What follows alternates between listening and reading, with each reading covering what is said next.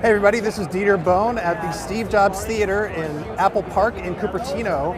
They're brand new theater and we're looking at the brand new iPhone 8. And the most obvious thing you're going to notice when you pick up one of these things, this is the iPhone 8 Plus, is that it now has a glass back. Apple says it's the hardest glass ever put on a phone, sure. It does pick up fingerprints, but really not that bad, and it's got sort of a nice cloudy finish under the glass, so I think it looks way better than the 7 actually. They also did a really good job blending the glass into the edge of the rail on the side. Otherwise, everything else is pretty much like the iPhone 7 that you know. It still has Touch ID, unlike the iPhone 10. It still uses that force touch thing, so it's not a physical button. On the back is two 12 megapixel cameras, and then of course the regular iPhone 8 just has one. But on the 8 Plus, it's actually really impressive because it uses optical image stabilization, so your telephotos will be a little less shaky.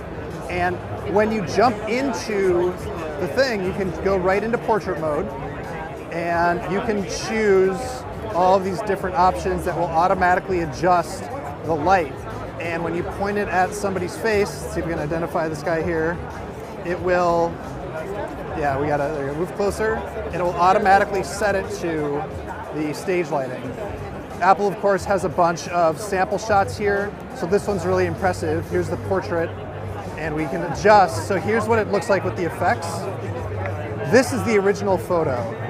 They were able to identify the face and then apply a bunch of different lighting effects to just the face, which is really impressive. Is it as impressive as actually doing a thing with the DSLR? Yeah, maybe not, but it's way better than any other camera gimmick I've seen before.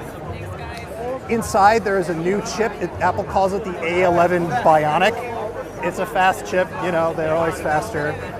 The display is a Retina HD display, and it has True Tone, like an iPad Pro. And what that means is it will detect the ambient light, the color of the light, and automatically adjust the color of the screen to match the light, which is really cool. So if you jump into the brightness settings, you can turn True Tone on and off. Of course, the lighting in this area is very nice and bright white, so you can't see a difference. But if it were like a yellow room, the screen would adjust so it wouldn't look so harshly blue, which is pretty cool. Another thing I'm really happy with, it has stereo speakers. This speaker at the top gets really loud alongside the speaker at the bottom, so when you're watching movies, you hear it on both sides. No, there's not a headphone jack. Life goes on. But one thing I didn't mention, because it has a glass back, it supports wireless charging with the Qi standard. That's QI. If you see QI, it'll work. And you can just set it down.